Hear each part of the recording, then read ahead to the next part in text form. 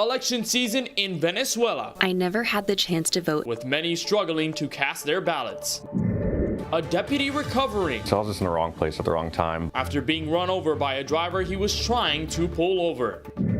And runway problems at 2 different Florida airports. These stories and more coming up on Newsbreak. Hello, South Florida. I'm Kenneth Bueno. I'm Denise Diaz. Today is Thursday, July 11, 2024.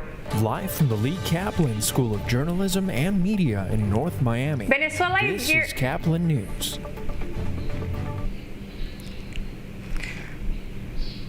Venezuela is gearing up this morning for its election on July 28th, with Nicolas Maduro pursuing his third term. Many are skeptical of how legitimate the results will be. Turning our attention,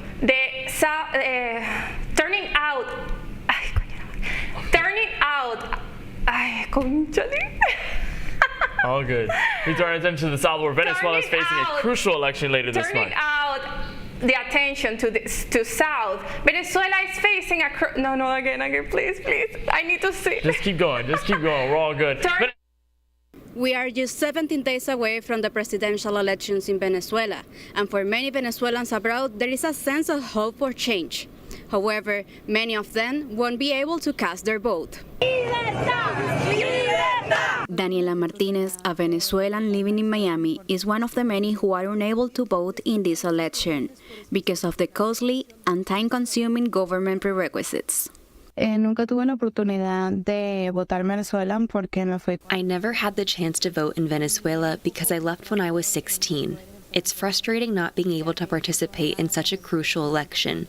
It feels really unfair that the government is basically blocking us from our right to vote. Despite meeting the legal residency requirement, she doesn't fulfill the remaining prerequisites, having a valid passport, being registered with a foreign address in the National Electoral Council, and voting at embassies. However, this has become challenging since the U.S. broke diplomatic relations with Venezuela in 2019. He decidido romper relaciones diplomáticas. This election may result in President Nicolas Maduro securing another term or ending the self-described socialist policies with the opposition candidate Edmundo González standing against him. The Venezuelan government says only 107,000 out of the 8 million who left the country are registered to vote abroad. Just in the U.S., there are around 600,000 lost votes. Their lack of participation in these upcoming elections, I think, is going to hurt the opposition and González's campaign. The regime's approach to preventing the diaspora vote indicates that Maduro knows that these people are not his supporters. The outcome of the elections on July 28 will play an important role on restoring democracy, addressing the humanitarian crisis, dealing with international sanctions, and the immigration crisis. Reporting from Washington, D.C. for Caplin News, I'm Amelia Orjuela. This morning, Florida Governor Ron DeSantis is preparing to travel to Milwaukee for next week's Republican National Convention. DeSantis was expected by many to be Trump's biggest opponent at the start of the Republican primaries. But since he ended his campaign back in January, he has vocally supported the former president and helped raise money. A Tampa deputy is out of the hospital this morning after being run over by a suspect he was trying to pull over. Deputy Caplin was on DUI patrol following 4th of July celebrations early Friday morning, where he said that the suspect driving showed signs of impairment and went to pull him over, but then the suspect fled the scene. Deputy Hall was able to still find him again around 15 to 20 minutes later in an unmarked car, but that's when he was hit. It was an opportunity that presented itself for me to try to block the car in. I expected the driver to flee on foot. Was not expecting the car to be accelerating and driving around the backside of the car until it was too late. So I was just in the wrong place at the wrong time. Unfortunately, Deputy Hall required surgery that placed a rod in his leg, but he was able to walk out with crutches just 1 day later. He is on the road to recovery after being released from the Tampa General Hospital on Saturday, which he says will take about 2 or 3 to 4 months. As for the suspect, he was arrested on Monday and faces charges. And we have reports of another crash this morning, this one being a small plane that crashed into water near West Palm Beach, which caused the death of 2 men. The National Transportation Safety Board confirmed that the plane tried to take off from North Palm Beach County General Aviation Airport and crashed into a marsh area at the end of the runway. Police say 2 men were pulled out and rushed to the hospital, but has since been confirmed death. A plane load of passengers from a Florida airport arrived safely at their destination this morning after a tire explosion canceled their first flight. It was yesterday morning at Tampa International Airport. The plane's pilot had to abort the takeoff after the plane's tire exploded on the runway. It later caused a small fire. 6 crew members and 174 passengers were on board and flew to Phoenix safely later in the day. Heat waves are hitting multiple states this morning, and the summer season is becoming a matter of life and death. CNN's Amy Cayley reports on the effects of these alerts. In several states today, air conditioning is a matter of life or death. Studies show the human body can start overheating when it's in the 90s, depending on humidity. The Houston area is under a heat advisory today. Experts suggest people there stay in air conditioning, but many lost power in Hurricane Beryl. When you don't have power, when it's pitch black at night, when it's hot as Hades during the day, it's a miserable situation. The western U.S. also is baking today. Officials think recent heat is responsible for deaths in Oregon and California. There's going to be people who just don't make it through this. Among the fatalities in the Bay Area are people who didn't have homes. I could see them, having a lot of death involved in that because it's just body can't withstand the temperatures in these cars and vans, Even cities that are cooler today have had heat alerts this summer. As we replace open space that's permeable and moist with roads and infrastructure that's dry and impermeable, that draws in heat. Research shows that infrastructure can make poorer neighborhoods even hotter. And air conditioning, of course, costs money. Heat is dangerous for everyone, but it's especially dangerous for those that might not have resources to cool off. I'm Amy Kiley reporting. Mixing safety with social media. One fire department has taken the route of humor to promote the safety in their community. CNN's Cameron Polom has more on how the jokes and viral videos has helped get the message across.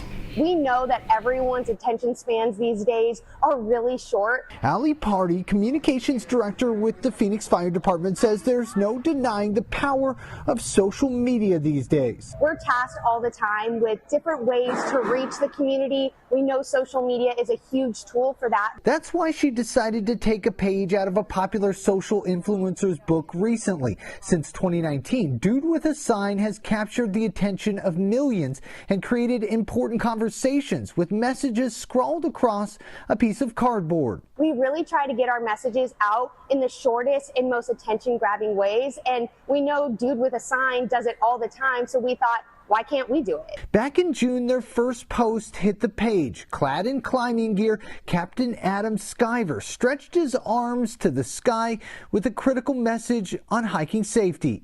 Did they just look through all the portraits and say, who has the best mustache for this?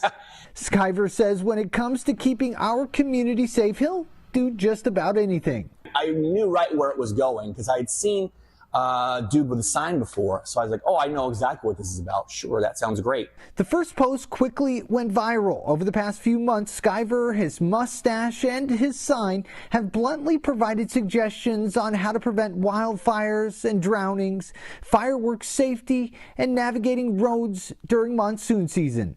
You know, these messages that we're putting out they're issues that we see as a fire department.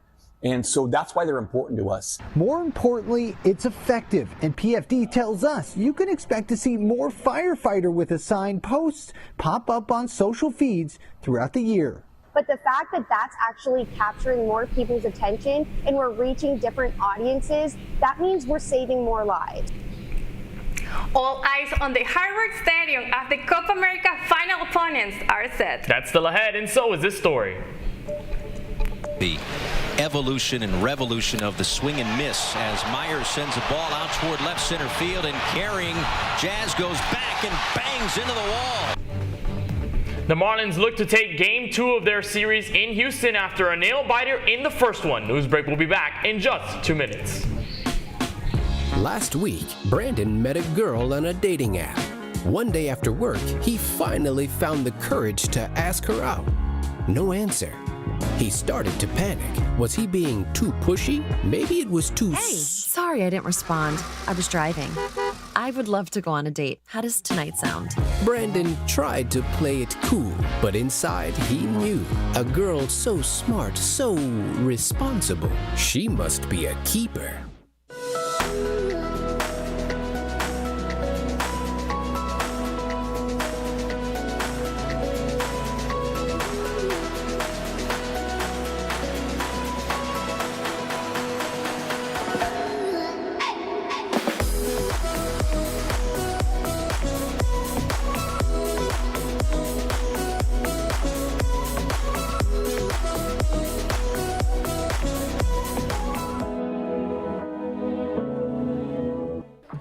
How do you know when you've made the right decision? It's the feeling you get in your gut. The one that tells you what's right or wrong. It's the one that says, sure, I can have a drink. Or the feeling that says, okay, I've been drinking. Now what? It's the voice inside you that says, I'm buzzed. Better leave the car when it's time to go. Plan ahead. Catch a sober ride. Buzz driving is drunk driving. Every day, millions of people are connecting. And even though we're overcoming obstacles, watching each other's backs, and banding together, we should still make an effort. We should still make an effort to get to know each other on a deeper level. Father, cosplayer, mentor, actor. It's time we take a step forward. It's time we take a step forward. Come together and discover how accepting our differences can make us stronger.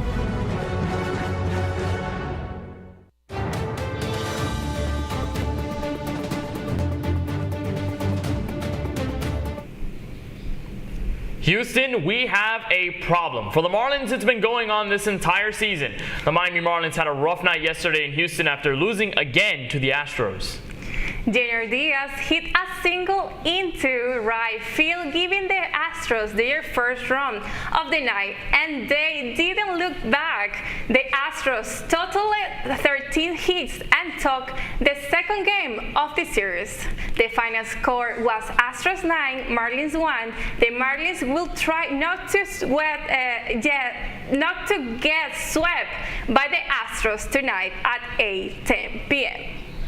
The basketball stars were back in alignment as Team USA played its first exhibition game prior to the Paris Olympics. Team USA played Canada in Las Vegas. The game featured former Heat players LeBron James, Kelly Olynyk, and current Heat star Bam Adebayo. The heavy-loaded U.S. roster helped the team rally back from an early double-digit Canada lead. The final score was USA 86, Canada 72. Saudi Arabia awaits the U.S. as the team faces off against Australia next Monday.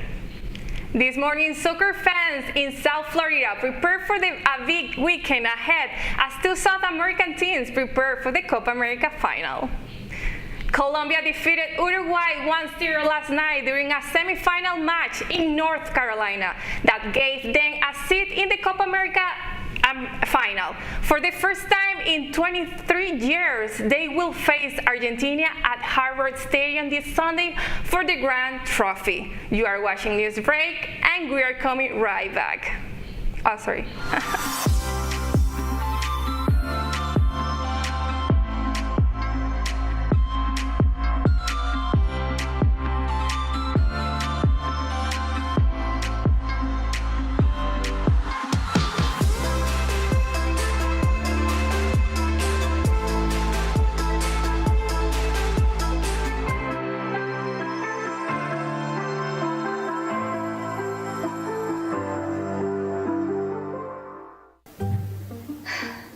Really use a new tablet. I just don't have the money. Let me ask you something. Do you have a Pell Grant? Yes. You do know you can get a free tablet, right? Did you say free? Yeah, free. It's simple. And the application is done in the store. I could really use a tablet. Go get one. Another satisfied customer. Stop by Panther-Tech in the Graham Center at FIU MMC today to speak with one of our associates to get your free tablet. Type 2 diabetes can have a big impact on your life. But how can it be prevented? Well, the first step is knowing if you have something called prediabetes. Take the 1-minute risk test today at doihaveprediabetes.org.